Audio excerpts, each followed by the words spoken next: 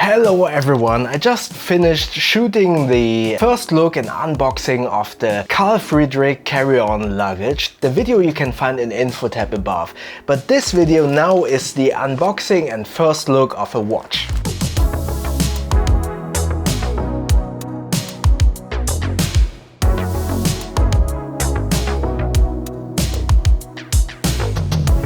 Before we start this unboxing and first look, please keep in mind this is not a review or a quick look. And I intentionally did not inform myself about this item or this watch, because I feel like with these first look videos, it's really important to give you my honest first impression. And I feel like that when you as a customer go into a store, you have not informed yourself about that item that you find spontaneously, and you don't know anything about that item or the features or the choices of materials, the build, etc. So yeah, I did not inform myself about this watch. I didn't read any specs, and therefore I can give you a very honest first impression of this watch. But what I can tell you is that this watch is made from Boldr. I reviewed this Boldr Venture watch in the past and I really liked it. You can see that video in the info tab above. So let's go into the unboxing and switch to the over-shoulder cam. Let's unbox this package. If you're wondering why I used the small blade instead of the bigger blade on my Swiss Army knife, it's because that all of the glue residue sticks onto the blade and I don't want to have all of that glue stickiness on my main blade. So usually for all my packaging I like to use the small blade. Alright, here we go. But yeah, inside there is this nice Boldr Supply Company package,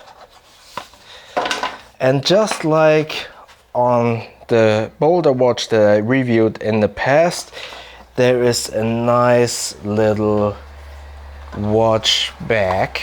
This is a nice touch. I don't like the yellow, so this is this mustard kind of yellow, and here is some leather.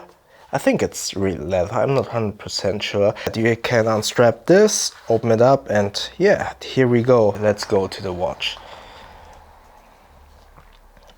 So this is the Boldr Venture Automatic Edition. As mentioned, I have already reviewed the Boldr Venture in the past, but as you can see here, the difference, this is the quartz version and this is the automatic version. Also you can see, besides the strap obviously, the difference is, here are a little bit more sharper edges on the sides, while this is more like rounded. And yeah, overall I like the design aesthetic. It's not like a dress watch, but rather like a field watch, but still a very compact and small diameter, so this could actually, depending on your suit or your style, could easily be worn with a different strap, obviously not a NATO strap. Could be worn maybe with a dress shirt or something like that. In comparison, let me remove my main watch. So this is the Steinhardt Ocean 500 Titanium. You can also see a review about this watch in the info tab above. You can see at first glance the difference in diameter and the difference in thickness. But just from the feel alone, this metal feels very good and pretty much similar to my Steinhardt Titanium watch. If I remember correctly, this is also made out of titanium, so I assume that this is also made out of titanium. Let's open up this NATO strap. Usually there is some more description on the back of the watch. Let's remove this.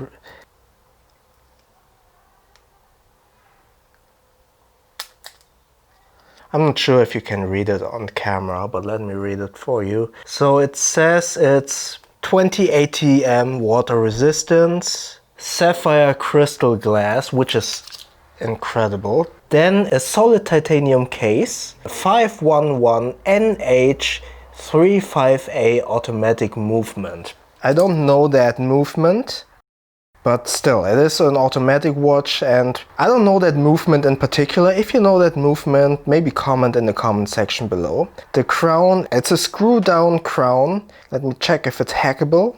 Hackable means that once you pull this, the second marker will stop.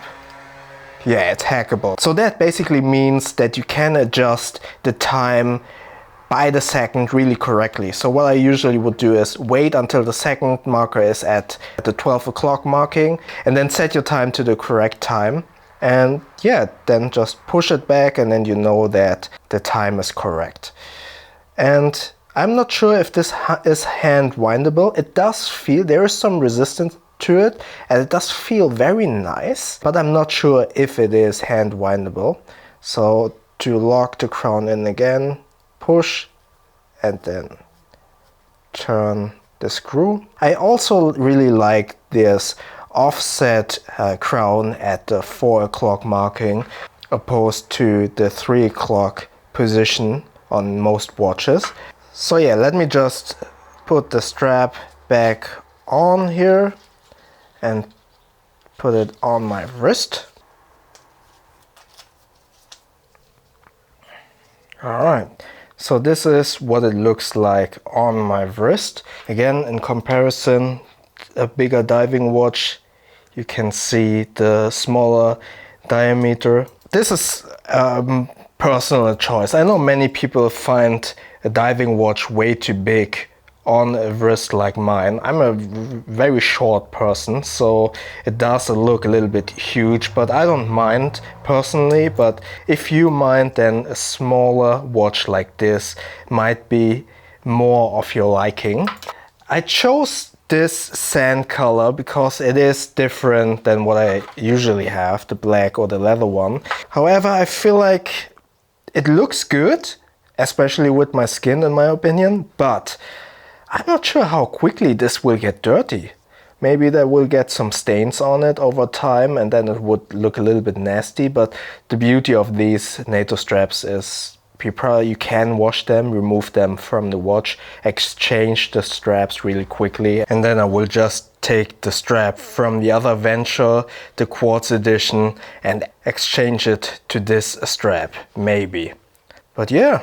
That was the very quick first look of the Boldr Venture Automatic Edition. So that was the first look of the Boldr Venture Automatic Edition. I think it's really nice upgrade going from quartz to automatic, and obviously with the automatic watch you need to take care of sometimes like winding the watch. If you wear it all the time, then it will charge automatically, obviously, as the name suggests. But to me an automatic watch it's an emotional thing, having such an intricate device on your hand that's usually handmade, that runs by itself. That is something, yeah, to me it feels a very emotional item on your body that you wear. Usually nowadays we have a watch in our phones, but yeah, that's in our pockets, and I like to wear a watch that's on my hand. And then again, knowing that there's so much mechanics in there, it runs by itself because it winds itself as you move your hands. And I think considering the price range and the build of this titanium case, the automatic movement, which I don't know if that's a good automatic movement, I think this is a really cool watch to have. I like the look. Obviously, I said the straps, I'm not sure if the sand color was the right choice for me because it will get dirty over time. But other than that, I think this is a cool watch. It's a good alternative to what I would usually recommend, which is Seiko or Seiko. I'm not sure how to pronounce the name in English. I say Seiko. What do you think about this watch? Let me know in the comment section below. Also, I would like to know, do you prefer automatic or quartz watches? Analog or digital? Or do you say, I don't need a watch, I have a phone? Let me know in the comment section below. But also, if you have any other questions, also comment below. And if you enjoyed this video, click the like button. And please feel free to subscribe to my channel and click that little bell icon so you won't miss the next videos. Thank you very much. Thank you very much for watching this video and sticking around. Some of you are aware of the fact that I have a Patreon, and on Patreon I make these little podcasts, sometimes with a guest. For instance, I interviewed Jet from Perfect Pack, but also my wife, for a female perspective on backpacks.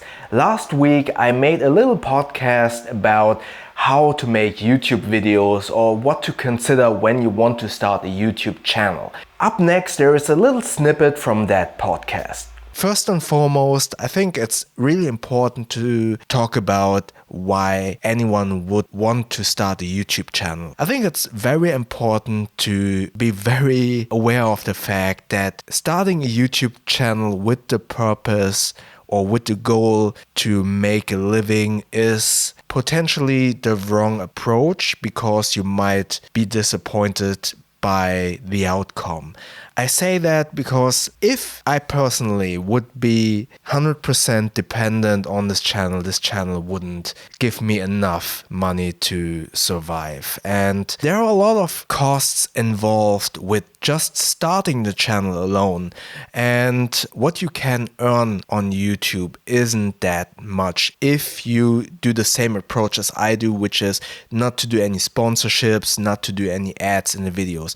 Obviously, if you are planning to include sponsorships, affiliate links and ads, then it is definitely easier to make a living, but still it potentially can't be enough in the beginning. If you get to 100k subscribers, the story is a little bit different. But at the moment, for instance, let's do a little small calculation example for this. I have to pay the Adobe fees, which is 70 euros each month. Then again, you need to pay rights for the music that you include in your videos. I use Epidemic Sound to have music in my videos. Obviously, you can't just use any music in your videos because the creator of that music will copyright claim you. And if that artist is within a major label, then they have an algorithm to directly see, oh, that's a track from my artist, let's copyright strike that person or take away all of the earnings from that video. So that is something or a factor that you need to keep in mind. And Epidemic Sounds is, I think, 30 euros each month. So that was a little snippet or a little clip of that podcast. All of these podcasts you can find on my Patreon. Everything that you find on Patreon is basically a way for me to give back to you if you are considering to support this channel via Patreon. On the Patreon you will find these podcasts, but also you have access to the small little merch store where I sell the morale patches, the morale patches. But also, if you are in a higher tier, you can attend or you can participate in a contest where you can win a backpack. But also there is Discord where you can attend monthly video meetups, which are actually pretty cool. We already had one meetup about 2 weeks ago. And yeah, these benefits that you can find on Patreon are basically just a bonus to all of these videos that you can watch for free on this YouTube channel and are a way to give back to everyone that wants to support me via Patreon. However, please do not feel pressured in supporting me on Patreon. Everything about these videos will stay the same. They will stay on this YouTube channel for you to watch for free. And maybe you can also check out my ethics statement that you can find in the info tab above, where I explain why I do Patreon instead of doing sponsorships or affiliate links. Yeah, but still, do not feel pressured to support me that way, that you are on this channel watching my videos, potentially are subscribed to this channel is incredible. Thank you so much for all of this support, and I hope to see you in the next videos. Thank you very much.